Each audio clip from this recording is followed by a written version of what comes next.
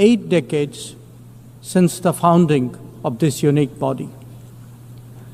The UN Charter calls on us not just to prevent war, but to build peace, not just to defend rights, but to uphold the dignity of every human being.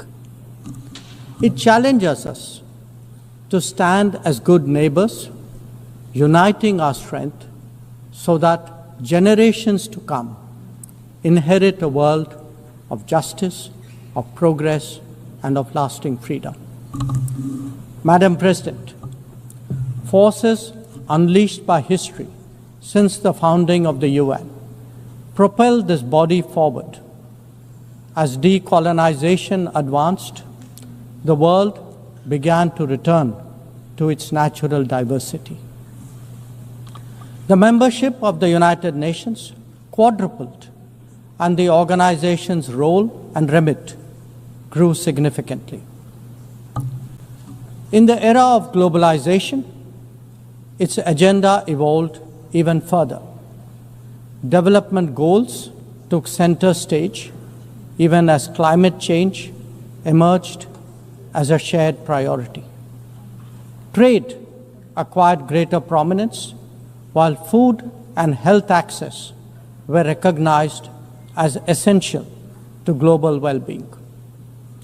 Where security was concerned, the UN undertook peacekeeping operations and promoted disarmament discussions.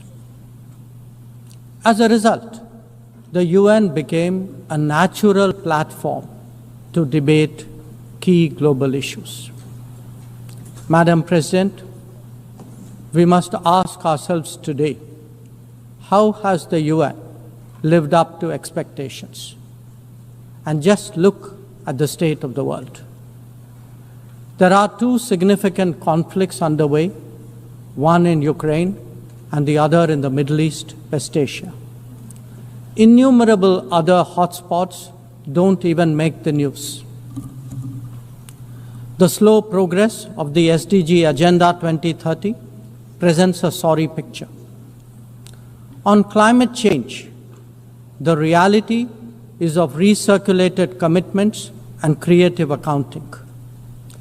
If climate action itself is questioned, what hope is there for climate justice? When a once-in-a-century pandemic hits us, we saw open discrimination in access to vaccines and to travel. Energy and food security have been the first casualties of conflict and disruption, especially since 2022. Better off societies insulated themselves by having the first call. The resource-stressed ones scrambled to survive, only to hear sanctimonious lectures thereafter. When it came to trade, non-market practices gamed rules and regimes. The resulting concentration exposed the world to leveraging. On top of that, we now see tariff volatility and uncertain market access. As a result, de-risking is a growing compulsion, whether from limited sources of supply or over-dependence on a particular market. Economic concerns have other dimensions as well. Heightened technology control is one. The grip on supply chains and critical minerals is another. The shaping of connectivity is no less sensitive. Protection of key sea lanes has become a challenge. Restricting the evolution of a global workplace is an issue. Each makes a compelling case for more international cooperation, not less. But are we really headed in that direction? And where has the UN actually made a difference? Madam President, as members of the UN, we meet here as sovereign equals. That is not a formalism, but a recognition of the inherent diversity of our world. Understandably, we have different history, traditions, heritage, and culture.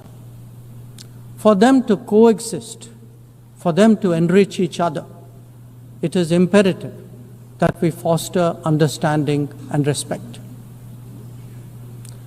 This will only happen when we resist political interference and economic pressures, when narratives are free of prejudice, when double standards are abjured, and when pluralism is truly appreciated. Madam President, Excellencies, while asserting our rights, we must also firmly face up to threats. Countering terrorism is a particular priority because it synthesizes bigotry, violence, intolerance, and fear. India has confronted this challenge since independence, having a neighbor that is an epicenter of global terrorism. For decades now, major international terrorist attacks are traced back to that one country. UN's designated lists of terrorists are replete with its nationals. The most recent example of cross-border barbarism was the murder of innocent tourists in Pahalgam in April this year. India exercised its right to defend its people against terrorism and brought its organizers and perpetrators to justice.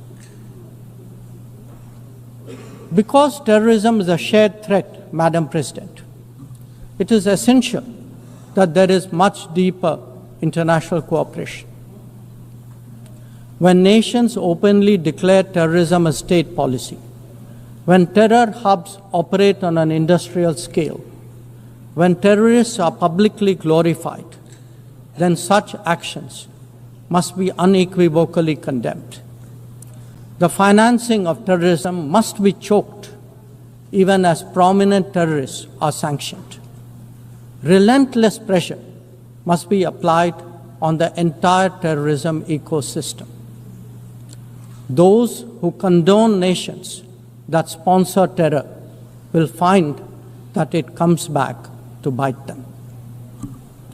Madam President, an objective report card will show that the UN is in a state of crisis. When peace is under threat from conflicts, when development is derailed by lack of resources, when human rights are violated by terrorism, the UN remains gridlocked. As its ability to forge common ground diminishes, belief in multilateralism also recedes.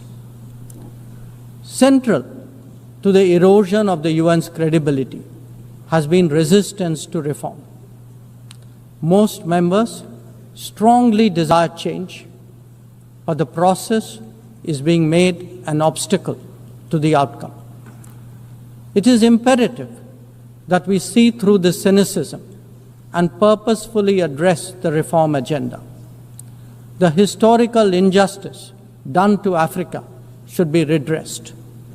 Both permanent and non-permanent membership of the Council must be expanded. A reformed Council must be truly representative, and India stands ready to assume greater responsibilities. Madam President, today the predicament of the Global South is especially acute. Bharat, under the leadership of Prime Minister Narendra Modi, believes that it has both a duty to contribute and an obligation to motivate. That is why we have undertaken more than 600 major development projects in 78 countries, as well as innumerable community-based initiatives.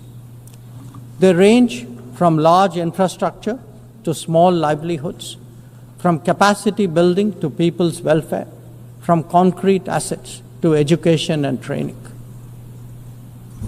Turbulent times require that we step forward during moments of crisis. India has been forthcoming in that regard, especially in its immediate vicinity. Whether it is finance, food, fertilizer, or fuel, we have responded to the urgent requirements of our neighbors. Madam President, climate events and conflicts have created a demand for HADR assistance. Reflecting our growing capabilities, Bharat has endeavored to be a first responder. Be it essential medicines or relief supplies, the operations of a field hospital or limb fitment camps, these efforts covered 19 nations last year. The people of Afghanistan and those of Myanmar saw India extend its hand during recent earthquakes. Our efforts at ensuring safe commerce, combating piracy, and preventing attacks on shipping in the Northern Arabian Sea also bear mention. And the Indian tradition of UN peacekeeping operations continues in the Democratic Republic of Congo, in Western Sahara, Central African Republic, Golan Heights, Cyprus, Lebanon, Abyei, South Sudan, and Somalia. To put it clearly, our soldiers ensure peacekeeping, our sailors protect maritime shipping, our security counters terrorism, our doctors and teachers facilitate human development the world over, our industry produces affordable products, our techies promote digitization, and our training facilities are open to the world. These remain the core of our foreign policy. Madam President, each one of us has the opportunity of contributing to peace and prosperity.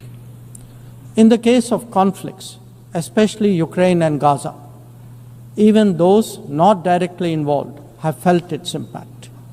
Nations who can engage all sides must step up in the search for solutions. India calls for an end to hostilities and will support any initiative that will help restore peace. The last decade in Bharat has also seen transformative changes due to the vision of Prime Minister Modi. Our digital public infrastructure has redefined governance and enabled delivery of public services on an unprecedented scale. Our startup ecosystem, innovation culture, and microfinance are changing the face of society. Our rapidly growing infrastructure facilitates both ease of doing business and ease of living for citizens. India remains committed to sharing its experiences and tools with others on their journey of development. Artificial intelligence as a horizontal and cross-cutting technology has a particular promise for development. India's approach is to harness it responsibly for human welfare. Inclusion and impact will be the watchwords for the summit that India will host in 2026. Madam President, Bharat approaches the contemporary world guided by three key concepts. One, Atmanirbharta, or self-reliance. That means developing our own capabilities, building our own strengths, and nurturing our own talent. We see its results already, be it in manufacturing, in space programs, in pharma production, or in digital applications. Make, innovate, and design in India also benefit the world. Two, Atma Raksha, or securing oneself. We remain determined to protect our people and secure their interests at home and abroad. That means zero tolerance for terrorism, robust defense of our borders, forging partnerships beyond, and assisting our community abroad. And three, Atma Vishwas, or self-confidence.